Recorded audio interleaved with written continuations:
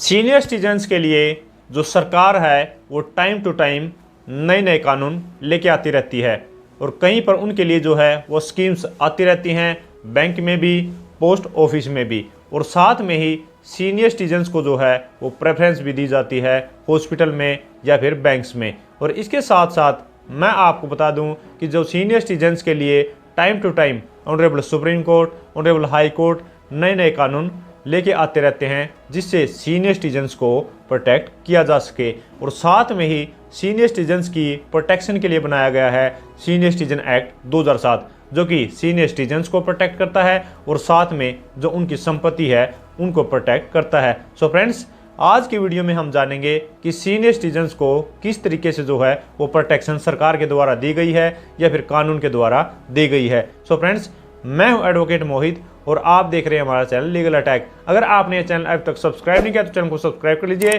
क्योंकि लॉ से रिलेटेड बहुत ही बड़े कंटेंट इस चैनल पे आने वाला है। सो फ्रेंड्स, बिना किसी देरी के चलिए वीडियो शुरू करते हैं।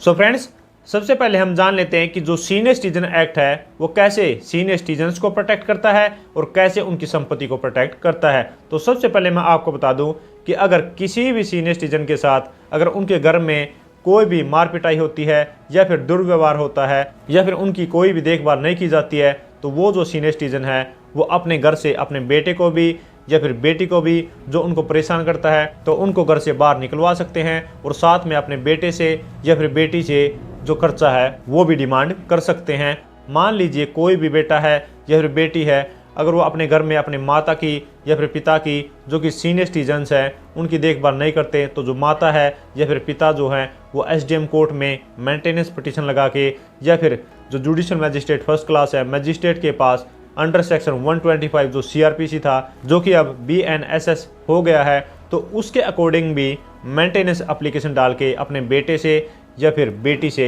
मंथली जो मेंटेनेंस ले सकते हैं और जो भी उन सीनियर सिटीजन्स की डेली नीड्स की ज़रूरतें हैं उनको पूरा कर सकते हैं। तो यहाँ पर उनको जो है वो मैजिस्ट्रेट कोर्ट से भी मेंटेनेंस मिलेगा और साथ में जो एसडीएम कोर्ट है जो कि सीनियर सिटीजन ट्रिब्यूनल है वहाँ से भी उनको मेंटेनेंस मिल जाएगा। और इसके अलावा अगर बेटा जो है या फिर बेटी जो है अगर वो तंग करते हैं, परेशान करते हैं या फिर मारने पीटने की धमकी देते हैं, तो जो सीनियर सिटीजन्स हैं यहाँ पर एसडीएम कोर्ट में पिटीशन लगा के अपने बेटे को या फिर बेटी को जो है उस घर से बाहर भी निकलवा सकते हैं। तो इस तरीके से जो है senior citizen act senior citizens को प्रोटेक्ट करता है। तो अब हम बात कर लेते हैं कि जो सीनियर सिटीजन एक्ट है वो उनकी संपत्ति को कैसे प्रोटेक्ट करता है। तो यहाँ पर मान लीजिए अगर कोई भी सीनियर सिटीजन्स है, माता है या फिर पिता है, अगर उनके पास कोई भी संपत्ति है तो उस संपत्ति को अगर वो अपने बेटे के नाम पर ट्रांसफ़र कर देते हैं या फिर गिफ्ट कर देते हैं, तो उस अकॉर्डिंग जो है अगर वो जो संपत्ति है वो बेटे के नाम पर ट्रांसफ़र हो गई है या फिर बेटी के नाम पर ट्रांसफ़र हो गई है, तो अब यहाँ पर जो है अगर वो बेटा या फिर बेटी प्रॉपर्टी के ट्रांसफ़र होने के बाद अगर अपने माता पिता की देखभाल नहीं करता,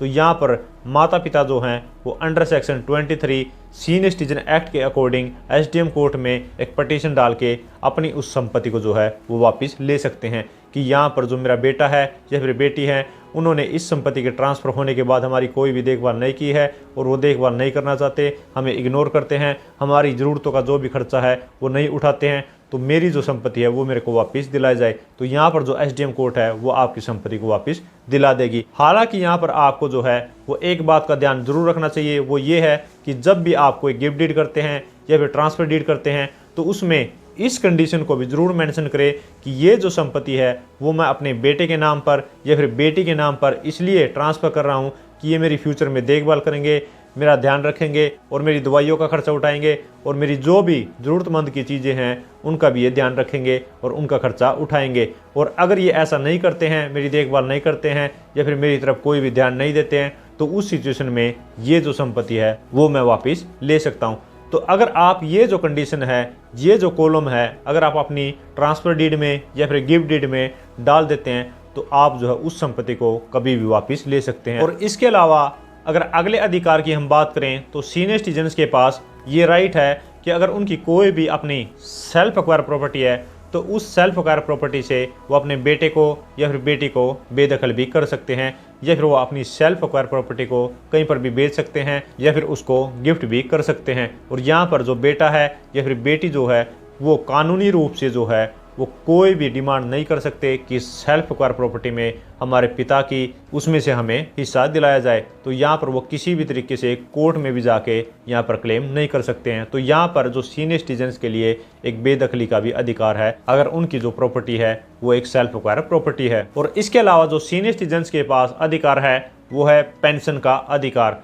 कि अगर उनकी इनकम जो है वो एक क्राइटेरिया से नीचे है तो उस सिचुएशन में हर स्टेट गवर्नमेंट के अलग अलग रूल हैं। तो उन रूल्स के अकॉर्डिंग जो है वो सीनियर सिटीजन वो अपनी स्टेट में अपनी पेंशन के लिए जो है वो अप्लाई कर सकते हैं और स्टेट गवर्नमेंट रूल के हिसाब से वो उनको पेंशन मिलना जो है वो शुरू हो जाएगी। और इसके अलावा जो सीनियर सिटीजन्स को प्रेफरेंशियल राइट भी है, उनको प्रेफरेंस दिया जाता है। उनके लिए हॉस्पिटल में या फिर बैंक्स में या फिर पोस्ट ऑफिस में एक अलग से लाइन होती है, तो उनको जो है प्रेफरेंस मिले उसके लिए उनको क्या करना है, उनको एक सीनियर सिटीजन कार्ड जो है वो बनवाना है और उसके अकॉर्डिंग जो है वहाँ पर उस लाइन में अगर वो लगते हैं जो कि सीनियर सिटीजन्स के लिए स्पेशली बनाई गई है तो उनको जो है वो प्रेफरेंस दी जाएगी, उनको प्राथमिकता जो है वो दी जाएगी। और इसके अलावा अगर हम बात करें कि अगर किसी भी सीनियर सिटीजन के साथ अगर घर के अंदर या फिर घर के बाहर कोई भी बदतमीजी की जाती है या फिर मार पिटाई की जाती है या फिर कोई भी दुर्व्यवहार किया जाता है तो वहाँ पर जो है सीनियर सिटीजन्स के पास ये अधिकार है कि वो उनकी कंप्लेंट कर सकते हैं।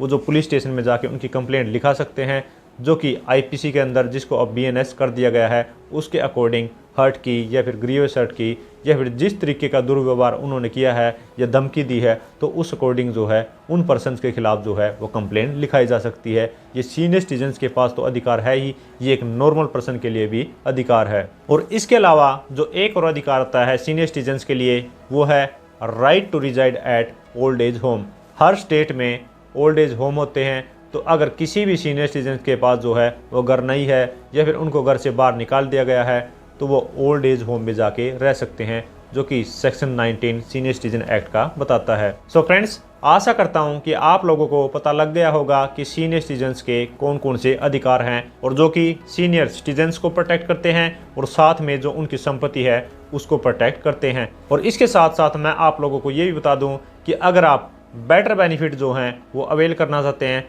तो आप अपना जो है वो सीनियर सिटीजन कार्ड जो है वो ज़रूर बनवाएं, उससे आपको जो है बहुत ही ज़्यादा बेनिफिट होता है। सो फ्रेंड्स, आशा करता हूँ इस वीडियो से आपको कुछ सीखने को मिला होगा और अगर ये वीडियो आपको अच्छी लगी तो लाइक कीजिए, शेयर कीजिए और अगर आपने चैनल अब तक सब्सक्राइब नहीं किया तो चैनल को सब्सक्राइब कर लीजिए, क्योंकि लॉ से रिलेटेड बहुत ही बढ़िया कंटेंट इस चैनल पर आने वाला है। सो फ्रेंड्स, इस वीडियो में इतना ही, मिलते नई वीडियो में नए किसी लीगल टॉपिक के साथ। तब तक के लिए thank you so much, bye bye.